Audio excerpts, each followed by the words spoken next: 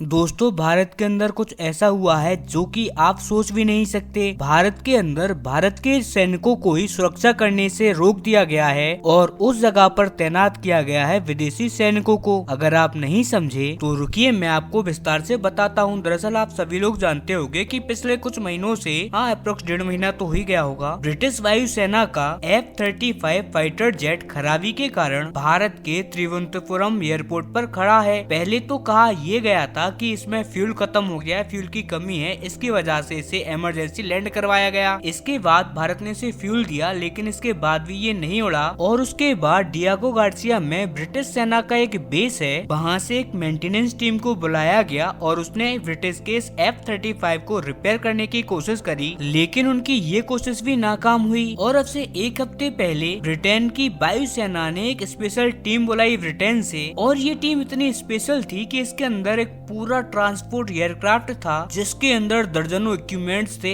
F-35 को सही करने के लिए, और बहुत सारे इंजीनियर्स भी थे। इसके अलावा इसके अंदर बहुत सारे F-35 के स्पेशलिस्ट इंजीनियर्स भी थे, और ये लोग इसे ठीक करने की कोशिश कर रहे हैं। लेकिन अब एक खबर आई है जो कि हम सभी को शॉक करने वाली है, और आप स्क्रीन पर देखिए, रिपोर्ट ये आई है कि ये F-35 जो कि अभी तक खुले में खड़ा हुआ था, अब ब्रिटेन इसे हैंगर में खड़ा करने के लिए मान गया है। हैंगर यानी कि एक तरीके का शेल्टर जिसमें हम किसी भी फाइटर जेट को या लड़ाकू विमान को खड़ा करते हैं। तो अब इसी के अंदर F-35 को रिपेयर करने का काम चल रहा है। और अब इसी के बीच में खबर आई है कि ब्रिटेन के उस एयरक्राफ्ट के पास में, जिसमें ब्रिटेन के कई सारे इंजीनियर, इसके अलावा कई सारे मैकेनिकल पार्ट लाए गए थे F-35 के, उस एयरक्राफ्ट के अंदर कुछ ब्रिटेन के सैनिक भी थे। और उन ब्रिटेन के सैनिकों को ब्रिटेन ने सुरक्षा का जिम्मा सौंपा है और कहा है कि आपको सुरक्षा करनी है ब्रिटेन के F-35 की, और इसकी जो सिक्योरिटी है इसे आपको मेंटेन करना है, यानी कि भारत इसकी कोई भी टेक्नोलॉजी को ना देख पाए, इसको चोरी ना कर पाए। लेकिन दोस्तों उससे पहले अगर अभी तक आपने इस चैनल को सब्सक्राइब नहीं किया है तो आपसे विनम्र निवेदन है कि आप इस चैनल को सब्सक्राइब